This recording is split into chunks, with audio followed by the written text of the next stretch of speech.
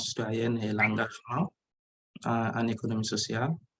Donc, sans pour autant tarder, je vais passer la parole à M. Adam Debien, qui est le coordonnateur du pôle économie sociale, qui va nous expliquer les consignes de cette rencontre. Merci. Bonjour tout le monde. Excuse-moi, Ousmane, je t'ai coupé la parole avec mon enregistrement. Ah, OK. Je me rappelais pas qu'elle disait.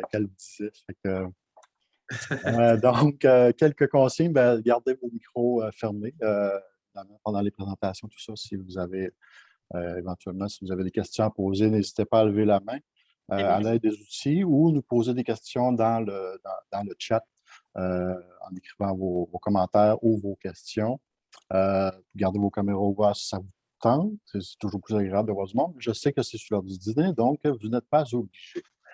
Également, la conférence, le midi exploratoire est enregistrée, donc il sera disponible sur Tu devrais peut-être les mettre dans un sac à part. Madame Paquette, est-ce que vous pourriez fermer votre micro, s'il vous plaît? Ah oui, je m'excuse tout le monde. Désolé, on peut toujours 10 affaires en même temps. Hein? Ben oui, je comprends ça. Désolé. Merci beaucoup.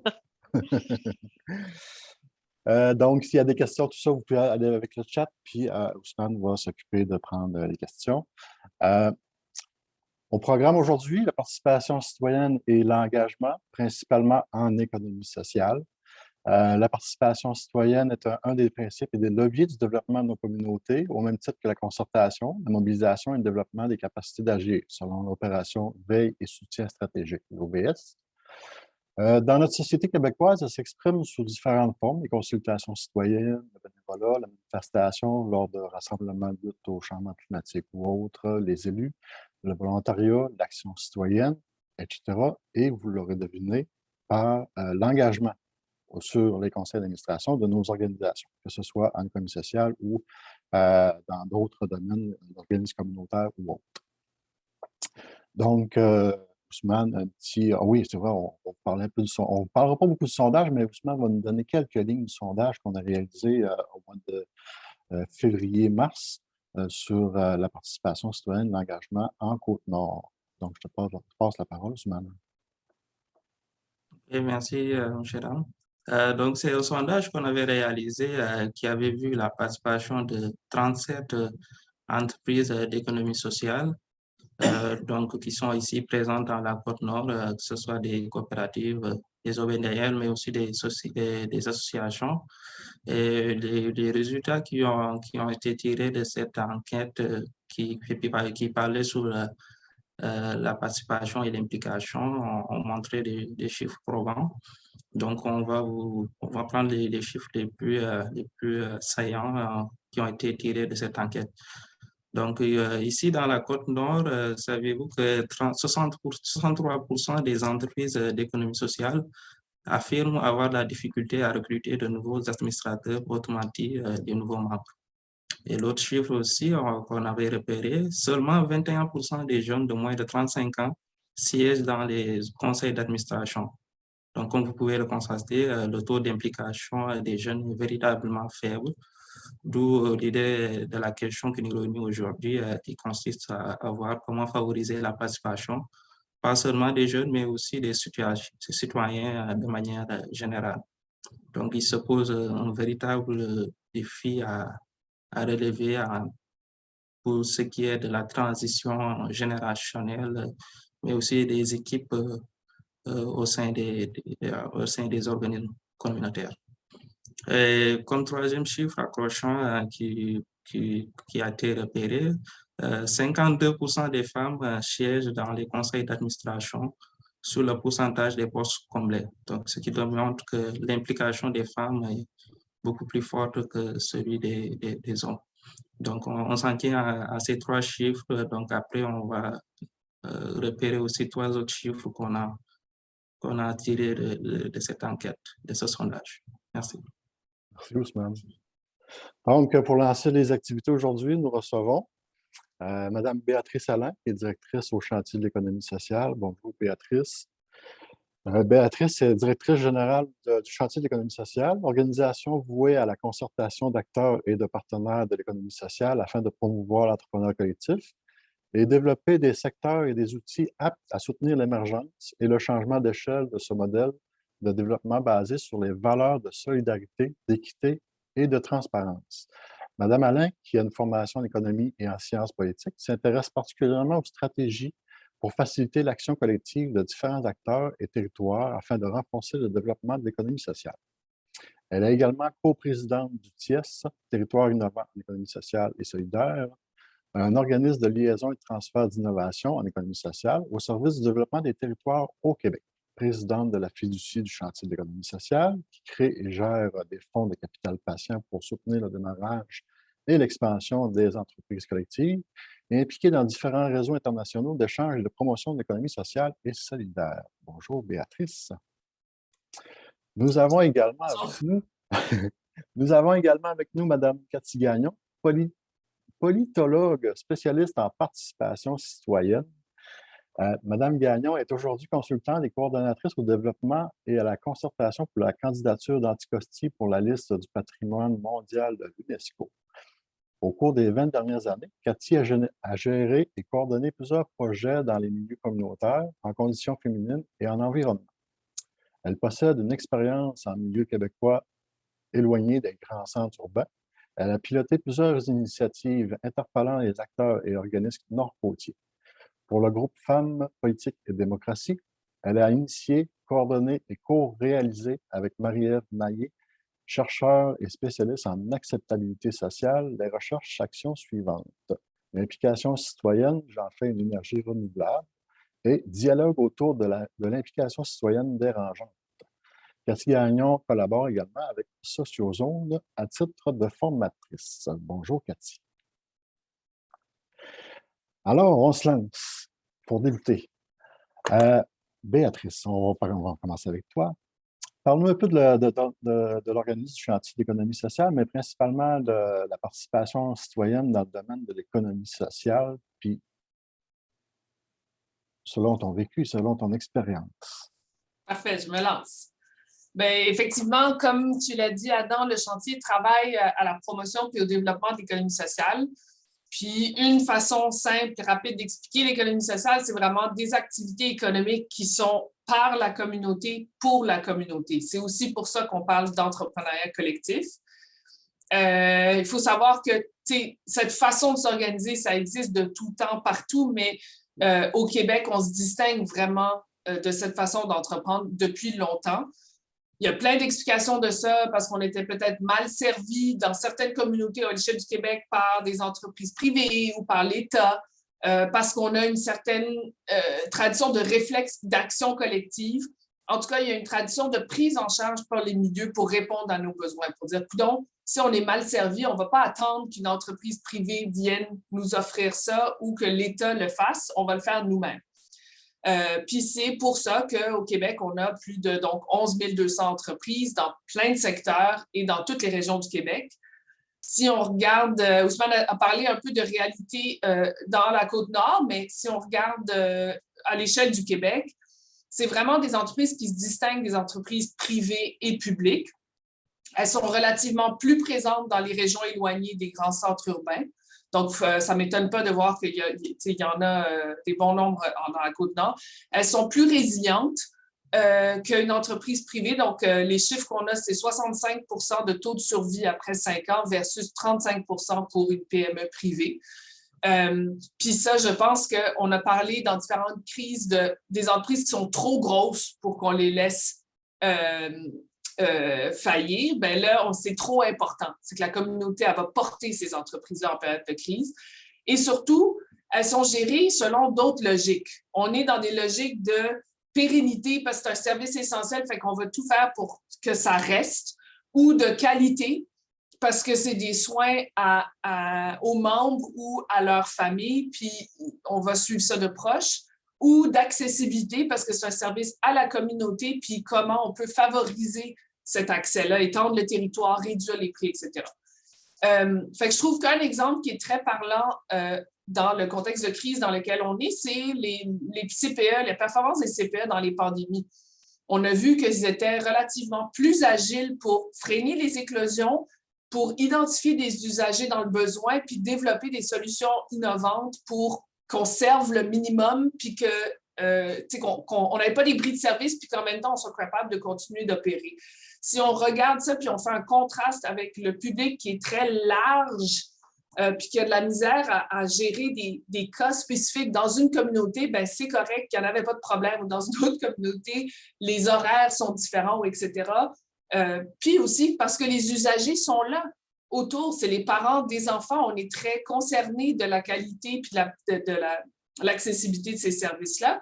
Puis en même temps, le privé, ce qu'on voit beaucoup dans la question, par exemple, des CPE, c'est qu'ils vont toujours être présents dans des centres urbains importants et plus nantis. Mais là où ça devient plus compliqué, ben, les marges de profit ne sont pas assez grandes, on va se disassocier ou alors on n'a pas les revenus pour le faire parce qu'une part de ces revenus-là doit servir à rémunérer le propriétaire versus être reversé là-dedans. Mais surtout, ce sur quoi je veux m'attarder, c'est l'importance de l'implication des parents.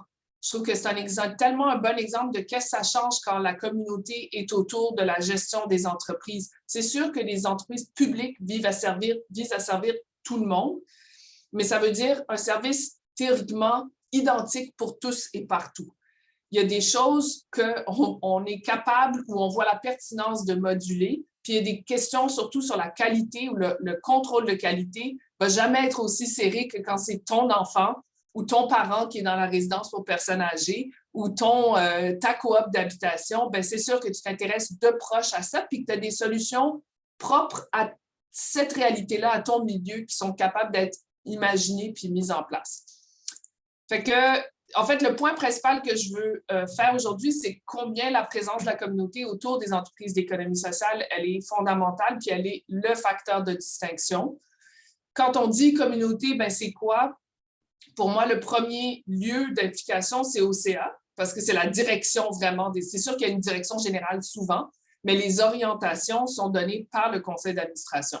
Puis, vous avez cité les chiffres pour la Côte-Nord, mais à l'échelle du Québec, on parle de 50,5 % de femmes, 1 personne sur 5 qui sont des jeunes. Si on regarde la composition des conseils d'administration d'entreprises privées ou publiques, on n'est vraiment pas dans ces eaux-là. Puis si on regarde la composition de la société du Québec, ben on est pour la moitié des femmes. C'est très intéressant de voir des entreprises dirigées par du monde comme nous. Puis c'est sûr qu'après ça, ça fait des choix, des décisions différentes de à quel problème on va pallier de façon prioritaire ou qu'est-ce qu'on va faire en cas de surplus, etc.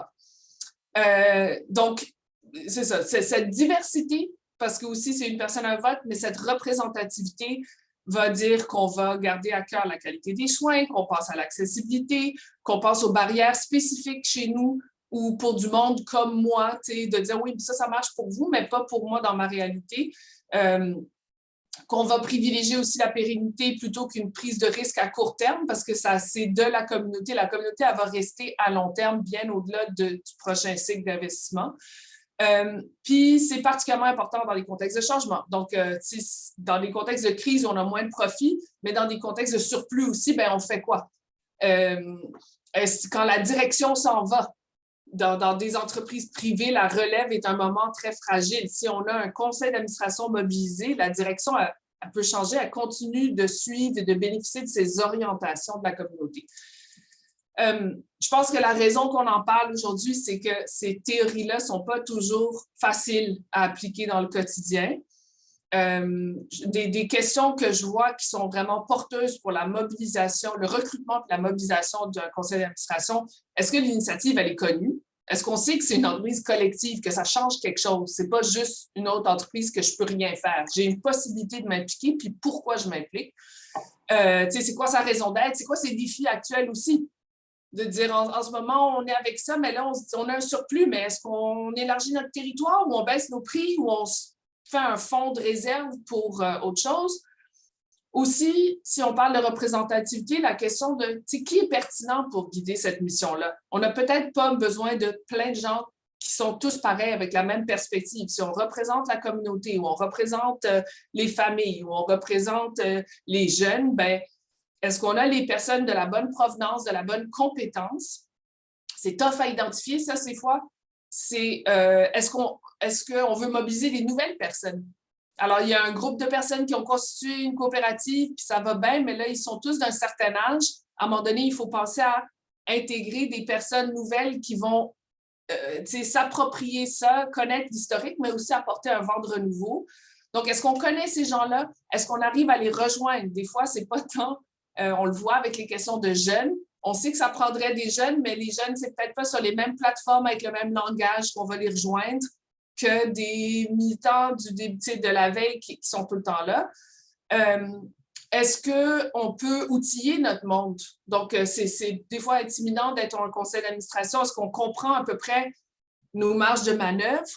La question de la disponibilité, les mères de jeunes enfants ne sont pas disponibles le soir entre 6 et 8, je dirais les parents de jeunes enfants, mais aussi les questions de distance, puis je pense que ça, dans la Côte-Nord, c'est un enjeu majeur, puis je pense que ces plateformes de visioconférence ouvrent des nouvelles perspectives, mais est-ce qu'on communique ça? On voudrait que tu t'impliques, mais c'est pas grave, tu n'as pas besoin de te déplacer 2 heures à chaque fois, on va faire ça par visio, puis donc, c'est toutes des réflexions, je pense qu'il faut intégrer dans vers où on veut aller, qui on veut recruter, comment on va le faire. Puis, je voulais aussi quand même signaler que les entreprises d'économie sociale, c'est aussi les directions, évidemment. C'est aussi les travailleuses, les travailleurs. Dans les 2 cas, on est pour les 2/3 des femmes. Alors, il y a on le sait, il y a des réalités spécifiques à la condition féminine qu'il faut tenir en compte. Puis, les entreprises d'économie sociale sont relativement mieux pour en tenir compte, enjeux de conciliation de famille, c'est des choses qu'on peut mettre de l'avant aussi comme facteur d'attraction. Les bénévoles, les usagers sont toutes des sources d'intelligence collective qu'on peut mobiliser. Puis je pense que la spécificité des entreprises d'économie sociale, elle est vraiment portée par notre capacité de rallier le monde pertinent autour de ces projets-là. Parce que c'est des projets, c'est plus que juste vendre un truc puis maximiser le prix, c'est pourquoi on fait ça, qu'est-ce qu'on fait de nos profits, etc. C'est sûr que c'est plus difficile qu'opérer une business tout seul. Puis en même temps, c'est sûr que c'est beaucoup plus riche comme expérience, puis c'est ça qui contribue à une économie plus pertinente puis plus inclusive. C'est une économie au service de la société, donc une économie sociale et non une société au service de l'économie, une société économique où on est juste, il faut que je trouve une job, puis je prends mon chèque de paye, puis après ça, je me désengage. Donc, c'est aussi, je pense qu'il y a un cercle vertueux d'une économie qui répond aux besoins des travailleuses, des membres de la communauté, puis en même temps que plus on implique les gens de la communauté dans ces entreprises, bien, mieux elles font ce travail. Et à terme, la vision qu'on a, c'est quand même un véhicule qui contribue à la démocratisation de notre économie, à une économie plus pertinente pour tout le monde. Ça serait mon topo pour ce matin. Super. Est-ce que, question de même, Béatrice, est-ce que tu penses que le modèle de gouvernance doit s'adapter, doit changer ou on doit quand même conserver... Je pense que le concept d'une gouvernance collective est fondamental, puis doit être mieux connu. Après ça, je pense qu'en ce moment au Québec, c'est vrai qu'on fait face à certains défis. Il y a un défi de changement de génération. Il y a beaucoup de gens qui ont créé ou investi des entreprises collectives, puis que là, ils ne trouvent pas qui s'implique, à qui les passer. Je pense qu'il y a des notions d'inclusion on voit qu'on a certains angles morts. Est-ce la notion qu'il faut peut-être rejoindre des Premières Nations en parlant différemment ou sur des différents canaux pour qu'ils s'impliquent, que de la même façon que pour les femmes, c'est un peu différent, de la même question que des nouveaux immigrants sont peut-être sur d'autres canaux de communication où on doit expliquer différemment la pertinence ou l'historique de telle organisation. Je pense qu'on commence à s'approprier ça. Puis sur le plan technologique, ce que ouvre comme possibilité des rencontres par visio, c'est très intéressant, ou des événements virtuels ou hybrides, c'est très intéressant, mais encore faut-il les maîtriser pour justement pas pénaliser du monde qui n'ont pas accès à Internet ou qui ne sont pas disponibles de 6 à 8 le soir, ou etc. Fait que je pense qu'on continue de s'approprier ça. D'un côté, il faut mieux connaître les outils de base qui disent c'est quoi une entreprise, une gouvernance collective, puis c'est quoi les outils pour concevoir ces règlements généraux, ces types de membres, les façons qu'on peut s'impliquer. Puis d'un autre côté, sur le terrain, penser à une hygiène régulière de vie sur notre gouvernance? Est-ce qu'on la maintient bien? Est-ce qu'on en tire profit au maximum? Est-ce qu'on la renouvelle ou on la garde pertinente?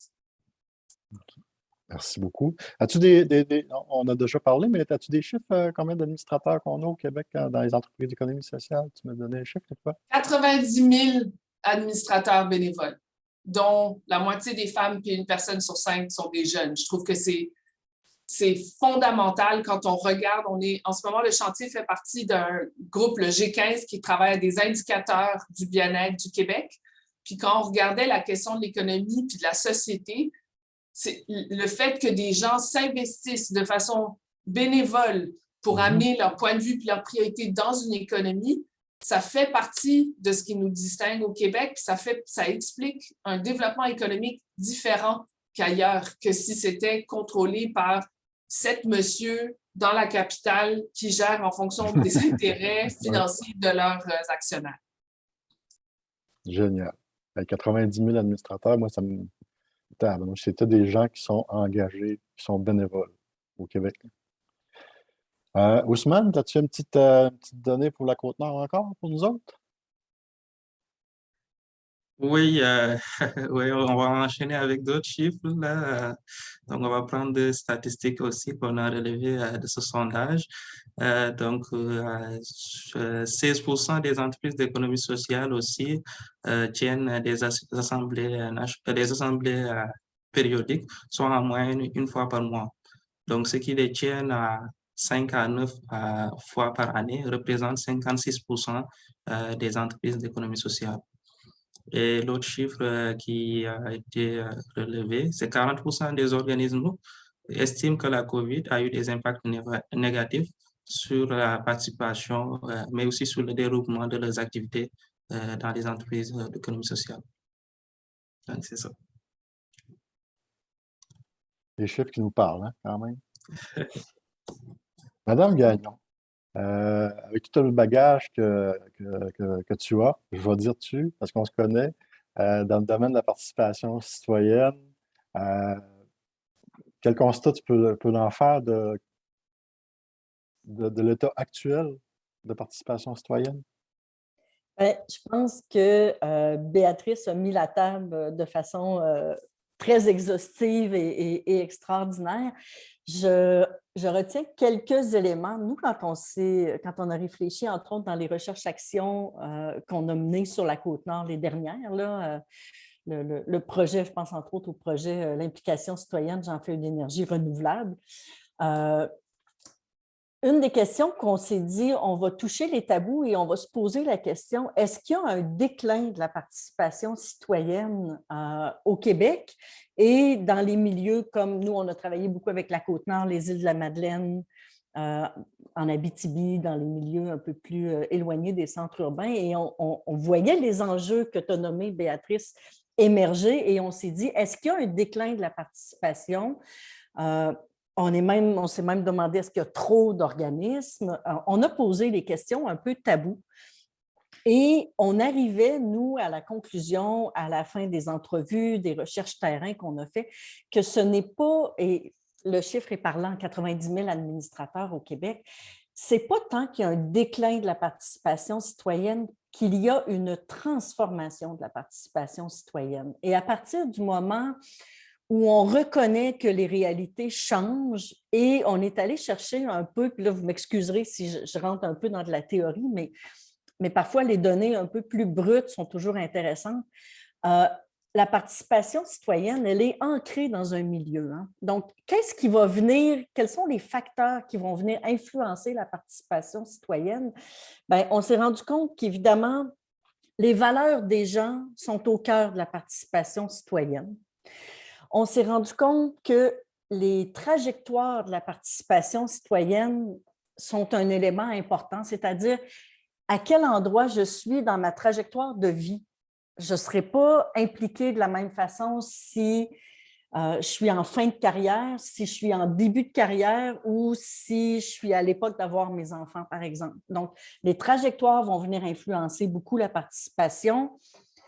les changements dans un milieu vont être un élément déclencheur de participation ou de retrait de participation. Donc, quand il y a de la mouvance dans un milieu, puis on a employé déjà à plusieurs reprises le mot crise pour parler de l'époque actuelle et en tout cas des 2 dernières années.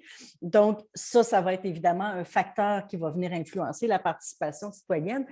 Et évidemment, bien, les réalités régionales de chaque milieu, en fait, les réalités locales vont venir influencer largement la participation citoyenne. Donc, à partir du moment où on se dit, voici les facteurs qui vont venir influencer la participation citoyenne, on va tranquillement mettre le doigt sur des pistes de solutions. Donc, se poser la question, toujours revenir à ces questions-là, à ces moments charnières-là de la participation. Et au cœur de la participation, on s'est rendu compte à quel point on parle des valeurs, puis on va dire, bon, il n'y a peut-être pas une crise des valeurs des gens, mais revenir aux valeurs, tu disais, l'économie sociale, elle est basée sur des valeurs, bien, ça va faire partie des atouts de l'économie sociale. Donc, sur quoi est-ce qu'on va tabler? Quelles sont les valeurs actuelles? Et pour chaque groupe ciblé, bien, on va aller rechercher ça aussi. On va se reposer ces questions-là. Donc, les valeurs, le milieu, qu'est-ce qui est en changement et à quel moment on est dans notre trajectoire de participation. Donc, ça, c'est des éléments de base qui viennent vraiment influencer. Il n'y a pas une seule piste de solution, il y en a plein, on peut en regarder. Je ne veux pas prendre le plateau ou le crachoir, là, je veux m'assurer qu'on a du temps pour échanger, mais ces éléments-là, ils sont essentiels. Puis, il y a un autre élément que je voudrais amener, peut-être 2 morceaux, puis on pourra élaborer. Puis il y en a un que je vais mettre avec des bémols, mais je pense qu'il est essentiel de mentionner. Quand on a parlé de participation citoyenne, on s'est rendu compte que pour la rendre renouvelable ou pour la rendre durable dans le temps, pour les gens et pour les organismes, on s'est rendu compte que s'impliquer, c'est aussi se mettre en danger. Et se mettre en danger parce je vois des sourires, je vois des hochements. Pour ceux ou celles qui ont déjà été impliqués, on les atteint parfois nos limites et parfois l'implication, on a peur d'être enseveli par notre implication. L'implication, c'est oser mettre nos valeurs sur la table, c'est parfois vivre des conflits.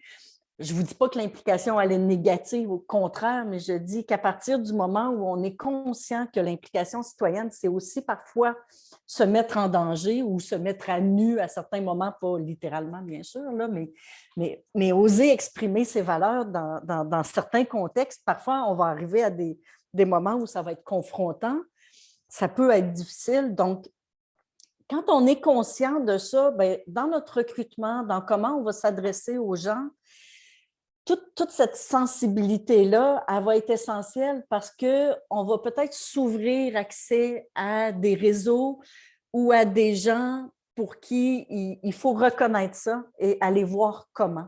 Donc, c'est un élément sur lequel je voulais attirer l'attention, pas de façon négative, mais vraiment au contraire avec peut-être une ouverture puis une sensibilité.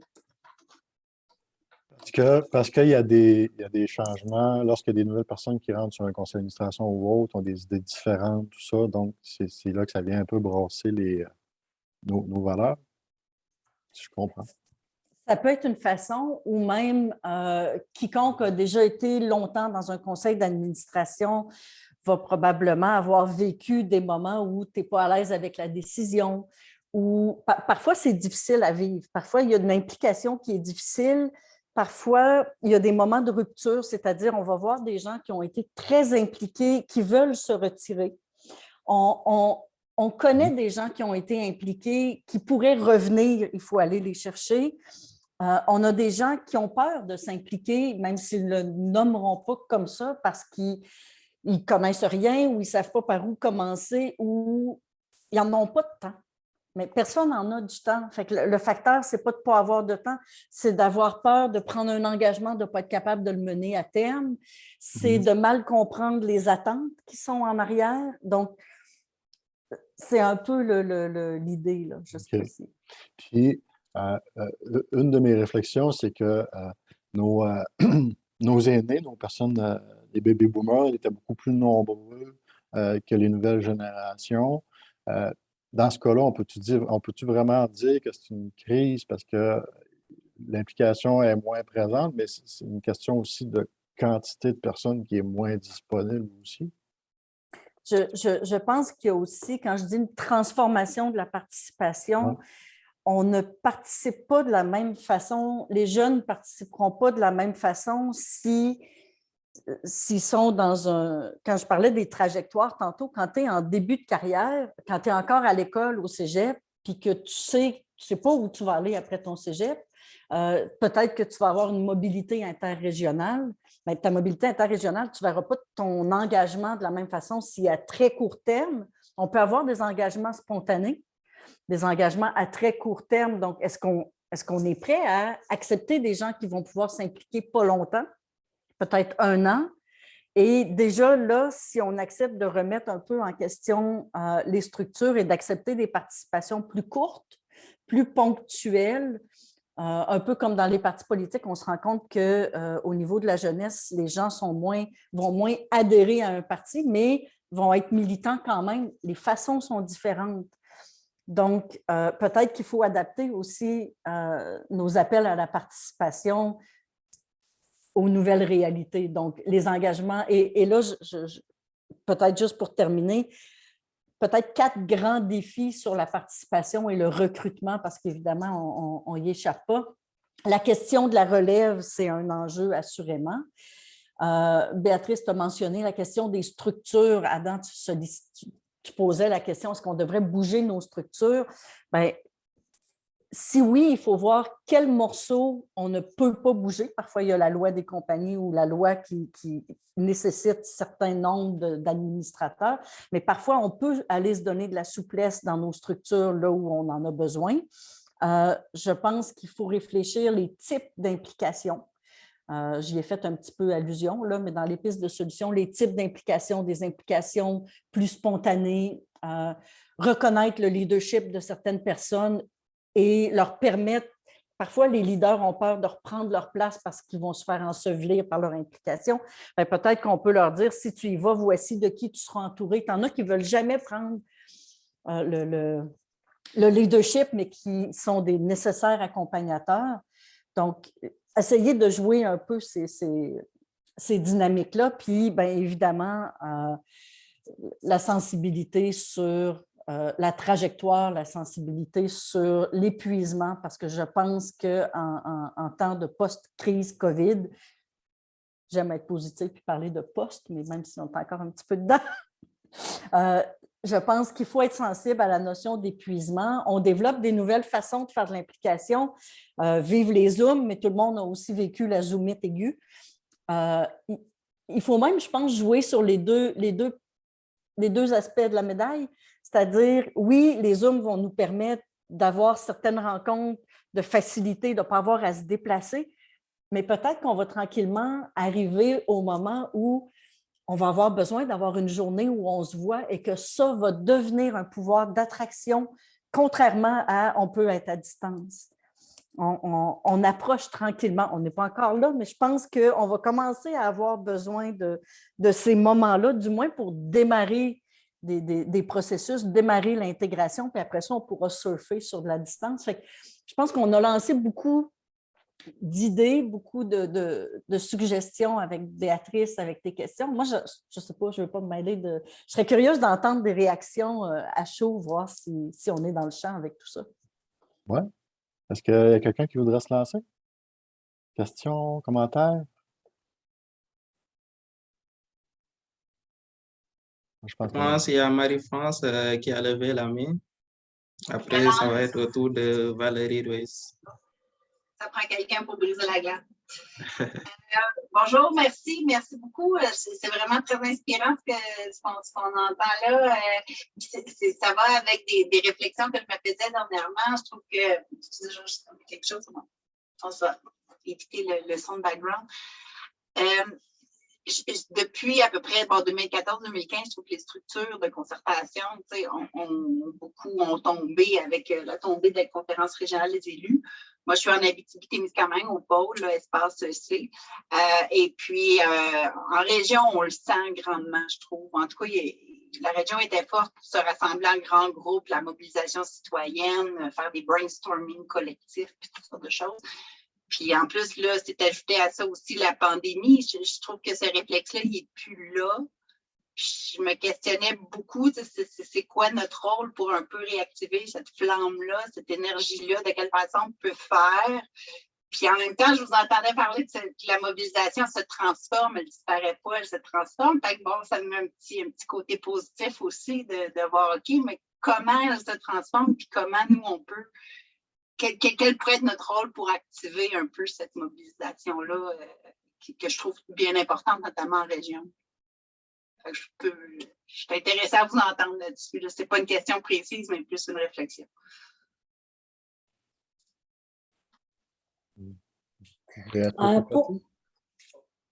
Peut-être on pourrait aller avec peut-être réponse avant, Mme Valérie. Ce ne sera pas long. On va laisser parler Cathy ou Oui, parfait. Merci. Désolée. OK. Ben, je vais prendre la balle au bon, puis Béatrice, tu pourras compléter. Je suis contente d'entendre ça. Et c'est sûr qu'avec la modification des structures de concertation, plus COVID, c'est devenu difficile d'avoir de la concertation.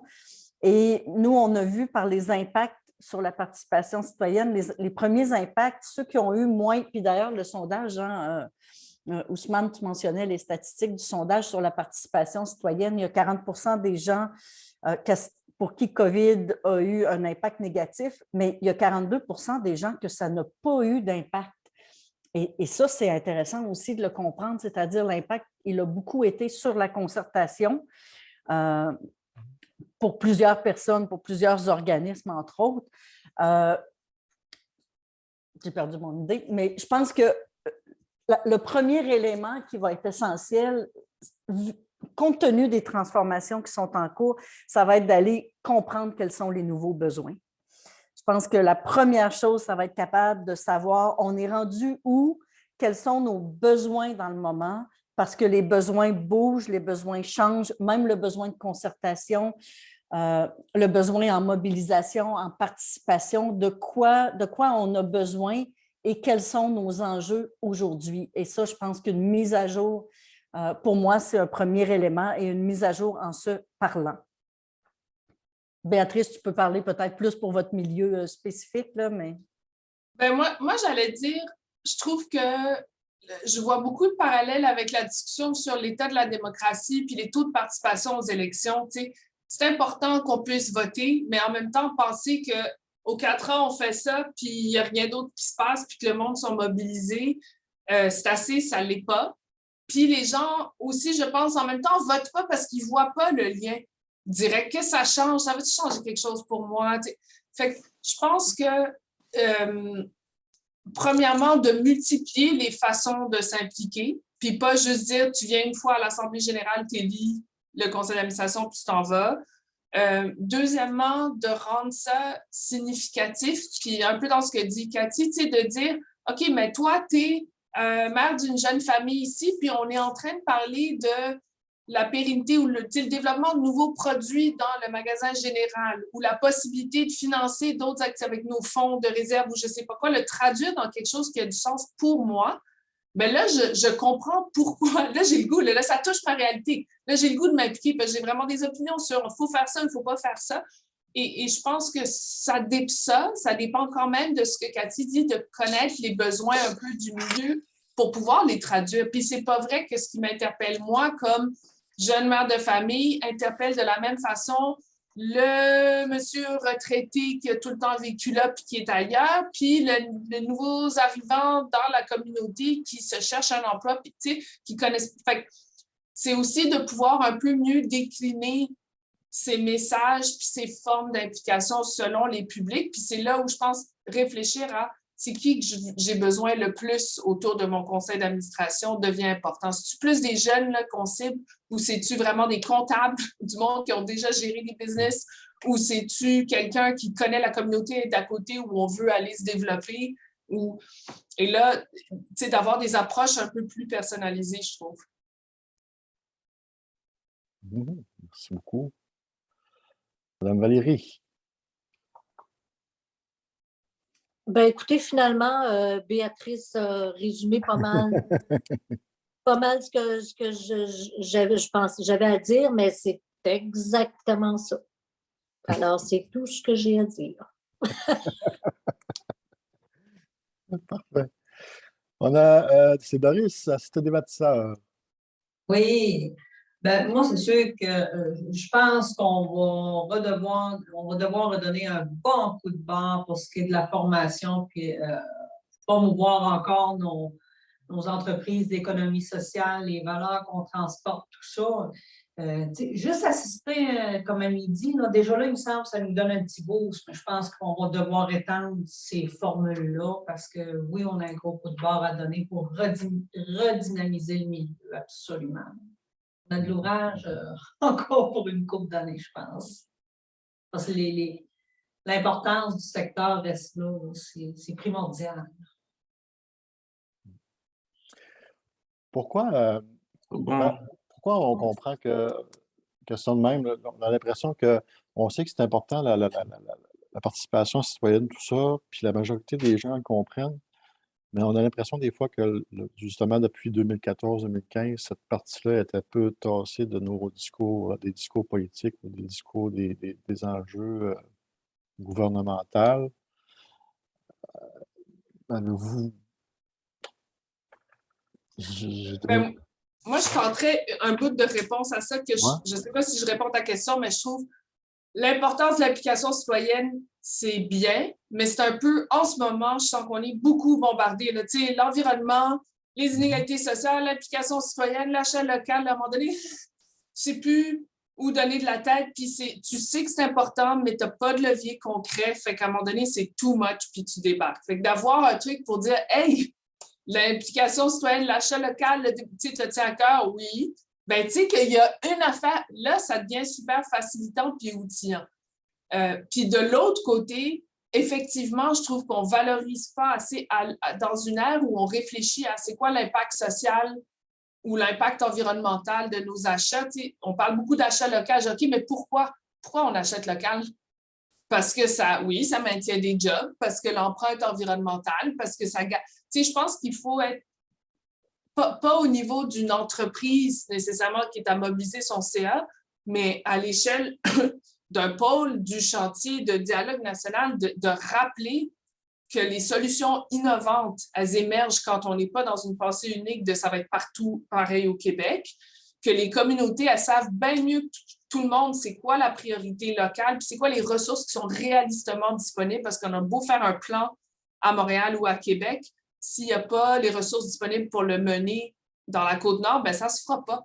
Fait que de dire si on veut réellement des choses qui marchent puis qui se tiennent à long terme, ça passe par les spécificités locales puis l'engagement local, puis ça, c'est qui de mieux? Puis je pense finalement, on est comme à un tournant. On a vu beaucoup dans les années 80 la notion des experts en économie, des experts en scie, des ingénieurs qui allaient nous dire comment il fallait faire. Puis il y en avait 10 qui avaient étudié dans les bonnes écoles, puis ils allaient dire à tout le monde.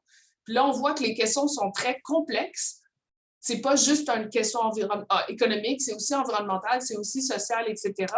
Puis à la fin, face à bien des données, tant qu'à mettre 20 experts différents ensemble à Montréal, aussi bien demander aux gens de la communauté que tu veux servir, c'est quoi eux qui en pensent. Puis ils n'ont peut-être pas une maîtrise en génie, mais ils connaissent, s'il vous plaît, ce qui a bien marché dans tel quartier, dans telle rue. Ils connaissent que, genre, oui, telle organisation, elle ne s'implique jamais, elle dit qu'elle est là, mais elle ne le fait pas, elle n'est pas crédible. Puis telle personne est vraiment, tu sais.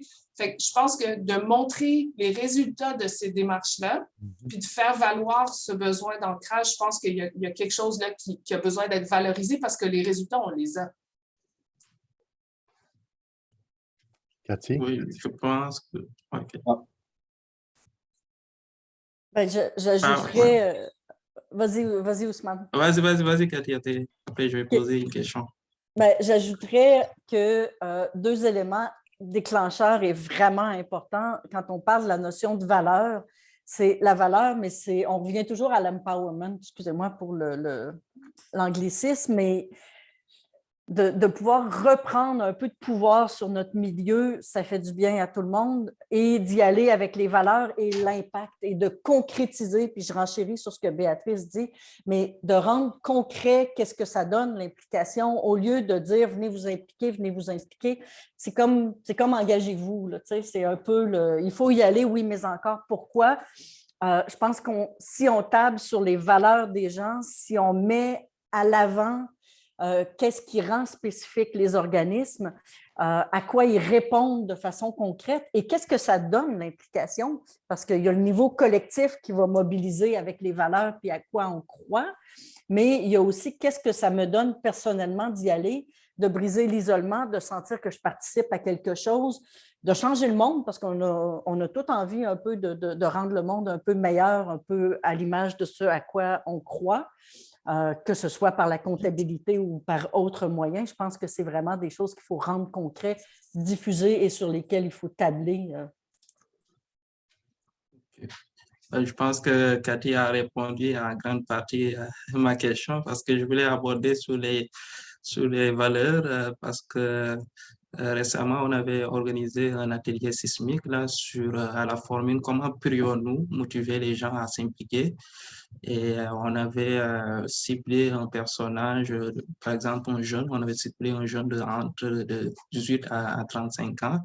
Donc, on voulait voir qu'est-ce qui l'empêche de s'impliquer, quels sont les facteurs bloquants, quelles sont les solutions qu'on pourrait préconiser pour les initier ou bien les responsabiliser ou bien faire en sorte qu'ils puissent intégrer dans des CIA. Et cette question de valeur est revenue, mais aussi la question de danger dont Cathy parlait tantôt, parce qu'il y a des gens, ils veulent s'impliquer, mais ils ont peur de s'impliquer, ils ont peur d'être mal accueillis, ils ont peur quand ils donnent leurs idées, qu'on va leur interpréter, parce que ce sont des jeunes.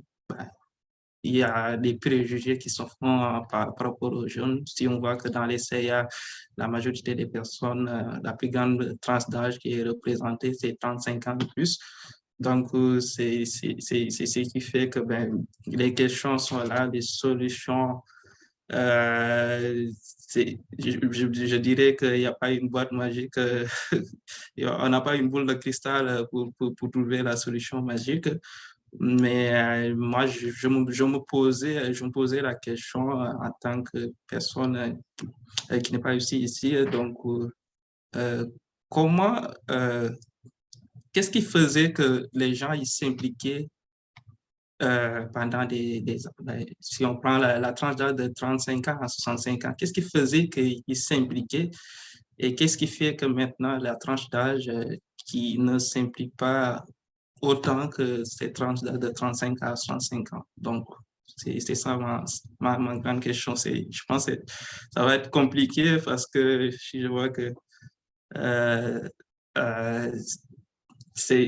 on va remonter dans le temps, on va voir qu'est-ce qui faisait et qu'est-ce qui fait que maintenant l'implication est moindre.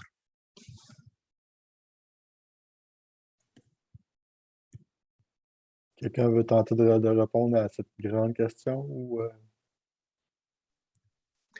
Moi, je ferais peut-être du pouce là-dessus, en fait, parce que ça rejoint ce que je voulais dire juste avant l'intervention d'Ousmane. En fait, c'est qu'il faut que les organisations soient prêtes à se transformer avec la jeunesse qui vont intégrer également. Puis je vous donne un exemple, OK? Puis c'est pas seulement au niveau de les motiver à s'impliquer ou de leur offrir différents types d'horaires d'implication, là, parce que ça, c'est toutes des bonnes idées, c'est clair, c'est nécessaire aujourd'hui. Mais, tu sais, je vous donne l'exemple. Moi, quand je suis arrivée à Bécomo, je me suis impliquée, puis là, c'est pas une entreprise d'économie sociale, mais je pense que ça fonctionne quand même parce que c'est un organisme, un OBNL. Je me suis impliquée dans le festival Cinoche. Et à cette époque-là où je suis arrivée dans Cinoche, on n'était pas beaucoup de jeunes autour de la table, je vais le dire comme ça. Et, tu sais, c'était super le fun, mais on transformait peu le modèle du festival qui existait puis qui était comme ça. Tu sais, on embarque dans des traditions. Hein, c'est un festival qui célèbre ses 35 ans. Fait qu'évidemment, avec les années, on a eu des idées puis on sait ce qui fonctionne. Mais il faut être prêt à changer ces modèles-là. pour intégrer la jeunesse, puis qu'ils puissent se l'approprier, le projet, puis le rendre leur. Puis ça s'est passé parce que dans les dernières années, là, ils ont renouvelé leur équipe tranquillement, puis ils ont créé des nouvelles activités. Il y a certaines choses qu'ils faisaient qu'ils ne font plus. Là, c'est sûr que la pandémie qui leur a rentré dans les genoux bien comme il faut, mais quand même, fait que c'est vraiment, je pense, ça aussi, d'être ouvert assez pour intégrer les idées neuves pour que ces jeunes-là se sentent vraiment partie prenante et intégrés dans le projet. Donc, il y a déjà une sensibilisation à faire auprès des conseils existants là, en nous disant, ben, tu sais, il faut penser à ça, il faut penser qu'il va y avoir des changements au niveau des traditions, au niveau des changements au niveau des façons de faire. Donc, c'est déjà un processus qui doit être engagé avant même d'aller chercher les jeunes impliqués. Madame Valérie? Votre micro est fermé. Madame Valérie? Votre micro est fermé. Oui, excusez-moi. Je voulais répondre à la question de Ousmane qui se demande comment ça se fait. On a l'impression que les gens sont moins impliqués que dans les années précédentes. Mais je pense qu'il n'y a pas une seule réponse. D'après moi, mon hypothèse, c'est que, bon, on avait affaire avec des baby boomers. Déjà, en partant, il y avait une plus grosse population. Et puis, les gens étaient plus... Je dis, là, je base mon opinion là, pas nécessairement fondée, là, puis c'est pour ça que j'espère que Cathy va pouvoir répondre tantôt. Quand les gens se trouvaient un travail, on était fidèles.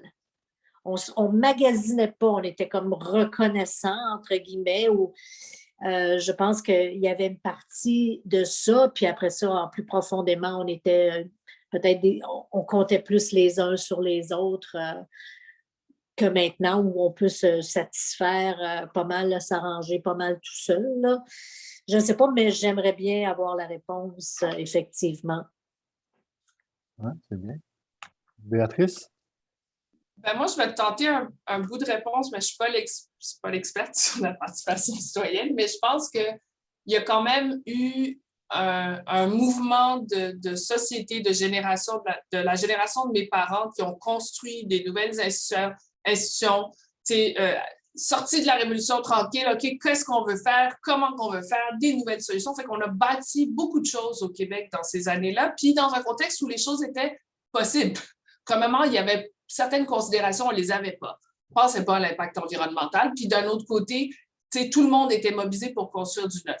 Là, je pense qu'on est aux prises, ma génération, puis encore plus celles qui suivent, sont aux prises de comment on maintient, on veut un système public de santé, mais ça craque de tous bords. On aime les écoles, mais il y a des moisissures. On veut garder nos entreprises locales, mais il y a des problèmes. Fait est-ce qu'on passe notre temps à patcher les trous ou à développer du neuf? Parce qu'il n'y a pas rien. Il y a maintenir ce qui est là, puis développer du nouveau ou changer nos façons de faire pour faire un peu des deux. Puis, dans ce qui est un défi, parce que je pense que ce n'est pas la même chose de construire de rien que de maintenir et consolider et construire, je vois quand même une opportunité vraiment intéressante pour les organisations qui le font bien. Cette passation au conseil d'administration de 109 et de ceux qui ont été là depuis les débuts, il y a une transmission de comment on a fait, pourquoi on a fait envers les jeunes. Il y a des jeunes qui sont généralement plus formés que l'étaient ceux qui ont bâti, qui ont fait des études supérieures, qui sont allés à l'école de commerce ou qui ont fait une étude de structure, ingénieur, whatever. Fait il y a des compétences, mais il manque un bout de l'historique. Puis quand il y a une vision d'un peu comme on parlait avec la question du festival de cinéma, est-ce que le mandat, c'est juste maintenir ça exactement comme ça a été? Là, ça va mal, fait qu'il faut le garder.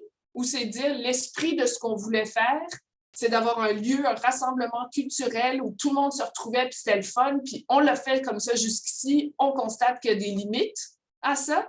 Est-ce que ça répond moins bien ou est-ce qu'on a moins les moyens de le faire? Réfléchissons ensemble, puis tirons profit à la fois de l'expérience de ceux qui l'ont fondé, de pourquoi ils l'ont fait comme ça, les erreurs qu'ils ont corrigées ou évitées, puis de la vision des plus jeunes de qu'est-ce qui est possible.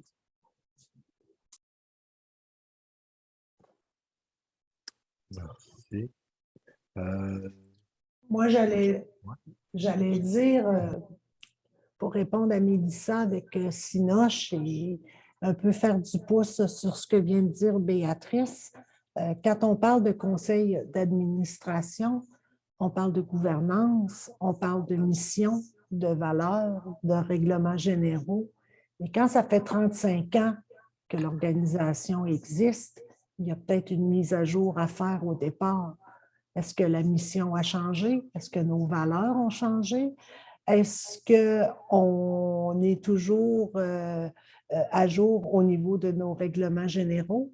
Moi, j'ai vu une organisation qui a fêté ses 50 ans, puis dans les règlements généraux de fondation, on disait que quand un directeur de l'organisation avait un bébé, on faisait un cadeau de 10 $ dans les débuts des années 1970 et ça faisait partie intégrante des règlements généraux. Je pense que de nos jours, ça n'a pas vraiment sa place.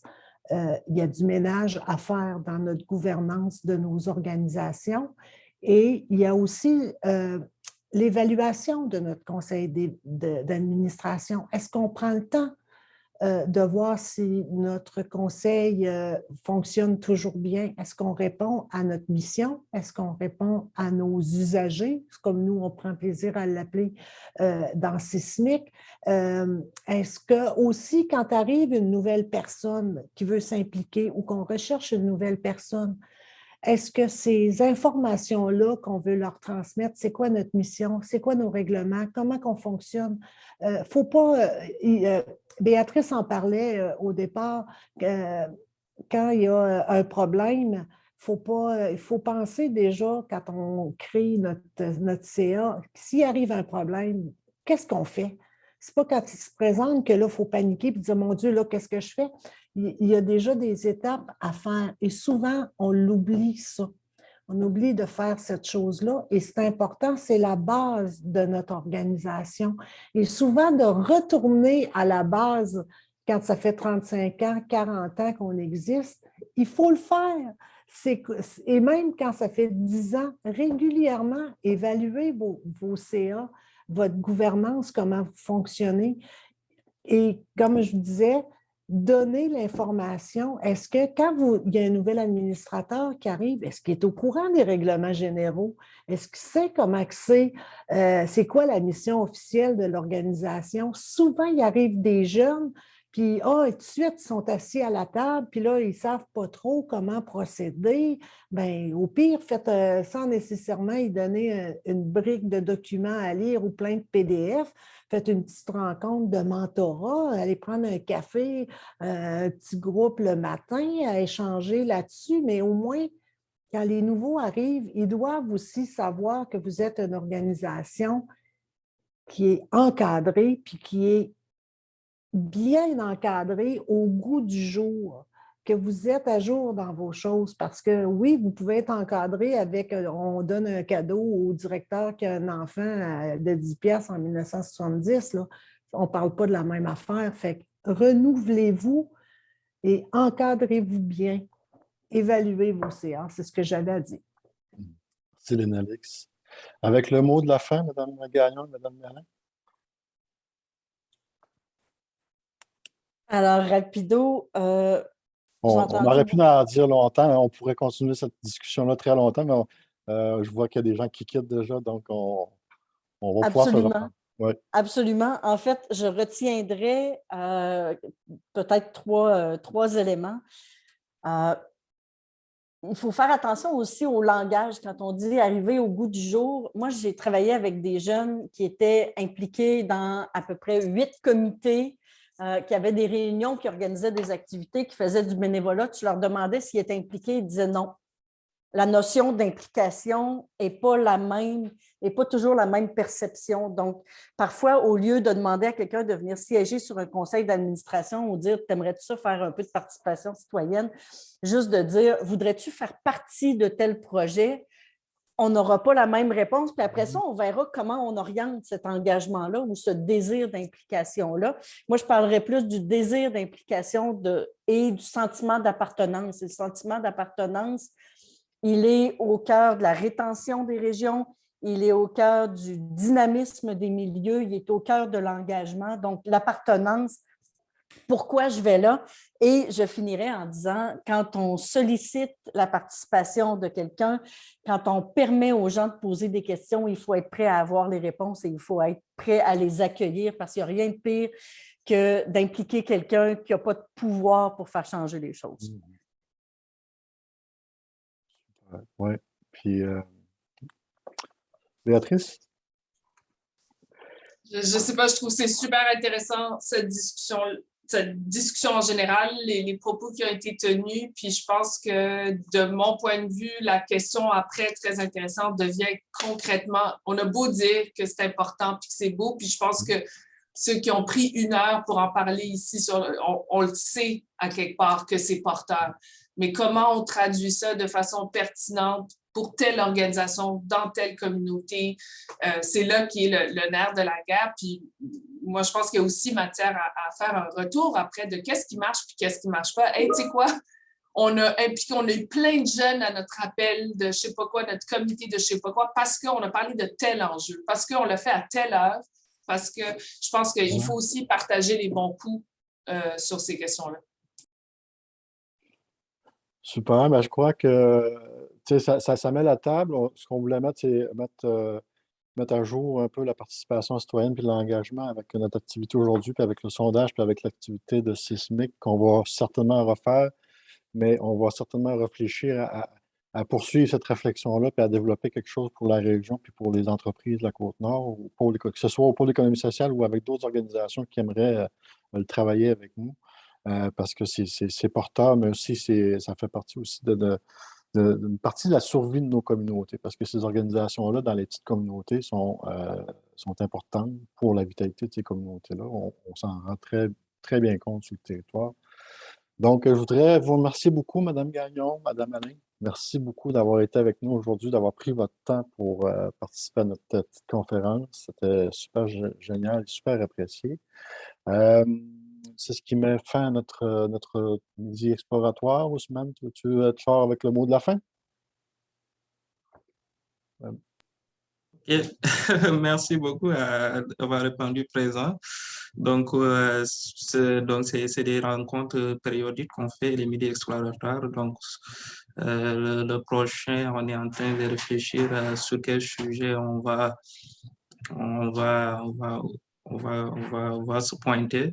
Mais pour rappel, aujourd'hui, c'est notre 4e et il y en aura d'autres sur divers sujets qui vont toucher l'économie sociale, l'environnement et tout.